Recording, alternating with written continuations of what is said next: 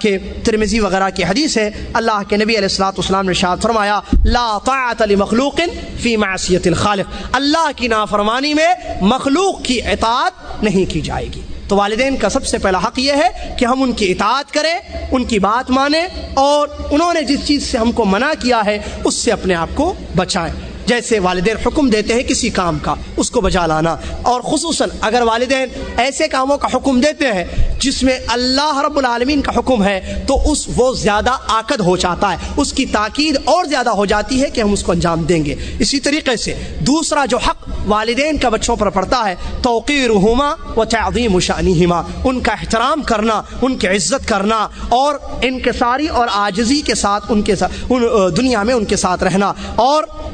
فعل اور قول کو،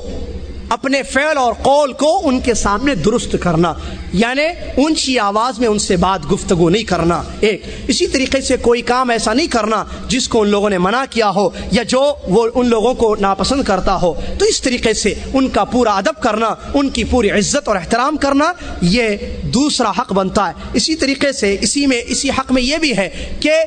دیگر لوگوں کو، چاہے بیوی ہو یا بچے ہوں یا دیگر رشتہ دار ہوں، والدین کے حق پر ان کو زیادہ نہیں کرنا، ان کو ترجیح نہیں دینا۔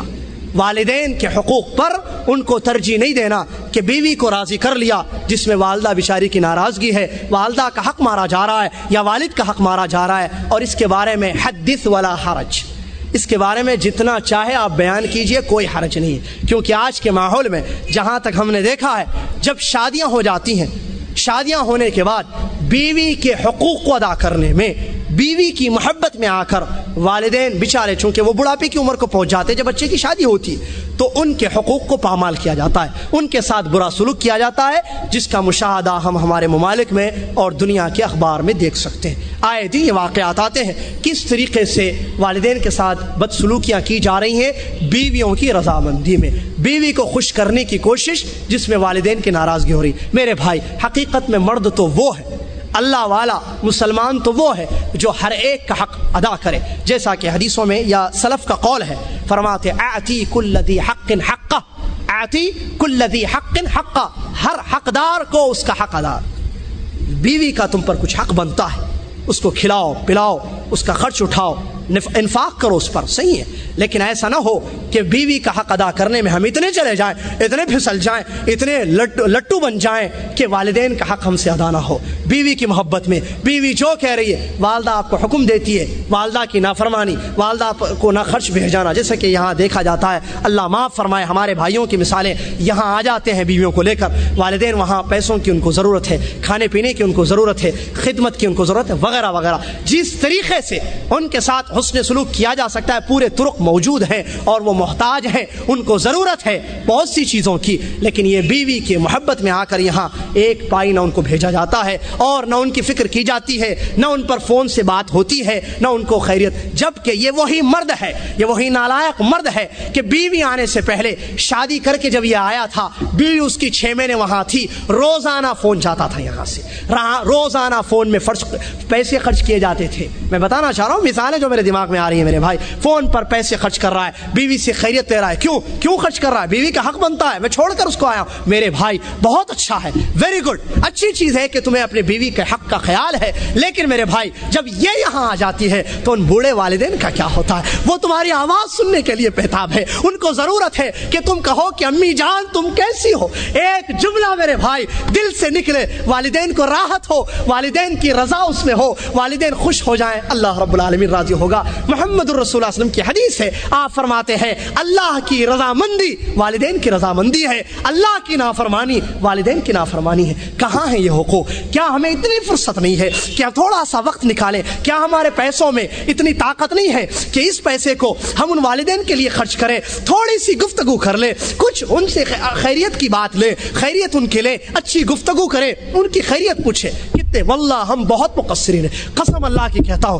میں ہمارے بھائی سب اس میں، اللہ ہم کو معاف فرمائے، اللہ ہماری مغفرت فرمائے۔ والدین کے حقوق معمولی نہیں ہے بھائی، حدیث قرآن کی آیتیں آپ کے سامنے، ضرورت ہے عمل کی، کون عمل کرتا ہے؟ میں آج درس دوں، کل صبح جا کر میں میرے والدین سے کانٹیکٹ نہ کرو، میرے والدین کو ایک ایک مہینے تک میں چھوڑ دوں، ان کی نہ خیریت لو، ان کو نہ پوچھو کہ کس بات کی ان کو ضرورت ہے، کس چیز کی وہ محتاج ہے، کیا میں کس طریقے سے یہاں رہ کر ان کی خدمت انجام دے سکتا ہوں۔ میرے بھائی علماء موجود ہیں، سوالات کیجئے، شیخ موجود ہیں، سوالات کیجئے کہ اگر والدین وہاں سے یہ کہے کہ چھوڑ دو سعودیہ، آ جاؤ ہمارے پاس، تو کیا اس بچے پر سعودی عرب کو چھوڑ کر، نوکری کو چھوڑ کر اپنی بیوی بچوں کو لے کر والدین کے پاس جانا واجب ہے یا نہیں ہے؟ مشائخ سے پوچھیں، آپ علماء سے پوچھیں، سوالات کریں۔ اتنی زیادہ والدین کی اہمیت ہے اور ہمارا یہ عالم ہے، اس طریقے سے پسے پشت ڈال دیا گویا کہ ان کا کوئی حق نہیں ہے۔ اور معاف کرنا میرے بھائی، افسوس ہوتا ہے ایسے سوالات جب آتے ہیں، بچہ بڑی بڑی باتیں کر رہا ہے، بچہ بحث کر رہا ہے،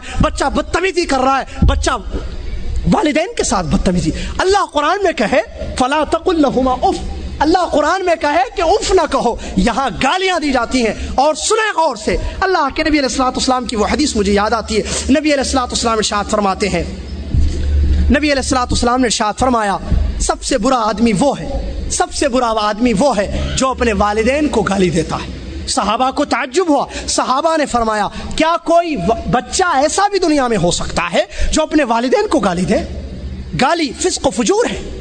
گالی اپنے والدین کو دے، کیا ایسی بھی اولاد دنیا میں آئے گی؟ صحابہ کو تعجب ہوا، فرمایا یسب ابا الرجل فیسب اباہ یسب امہ فیسب امہ، یہ دوسرے کے باپ کو گالی دیتا ہے، وہ اس کے باپ کو گالی دیتا ہے، گویا یہ اپنے باپ کو گالی دینے کے لیے سبب بن گیا۔ دوسرے کی والدہ کو گالی یہ دیتا ہے، وہ اس کی والدہ کو گالی دیتا ہے، گویا اس نے اپنے والدین کو گالی دی۔ یہ اللہ کے نبی علیہ الصلوۃ والسلام، ہم اس طریقے سے یہ نافرمانیاں کرتے جائیں، یہ ایک نہیں میرے بھائی، ایسی بہت سی چیزیں ہیں جو ہم نافرمانیوں میں جس کا شمار ہوتا ہے ہم اپنے والدین کے ساتھ کرتے ہیں۔ اللہ رب العالمین ہماری مغفرت فرمائے۔ اسی طریقے سے والدین کے حقوق میں سے ایک یہ بھی ہے کہ اگر وہ اجازت نہ دیں تو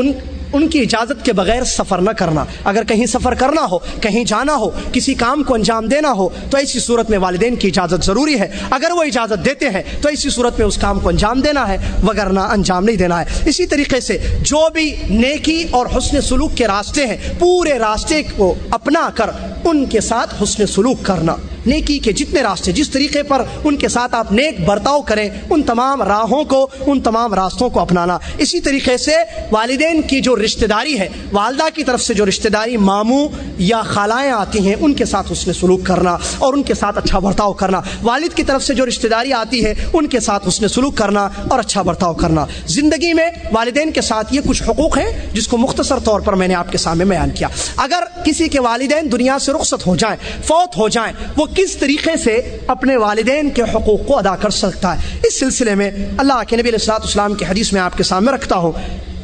حدیث کے الفاظ ہیں جاء رجل من الانصار، ایک مرتبہ انصار کا ایک آدمی اللہ کے نبی علیہ الصلوۃ والسلام کے پاس سائل کی شکل میں تشریف لایا اور اس نے کہا یا رسول اللہ هل بقي علي شيء من بر ابوي بعد موتهما ابرهما به؟ اس نے سوال کیا کہ دنیا میں میرے والدین گزر چکے ہیں، کیا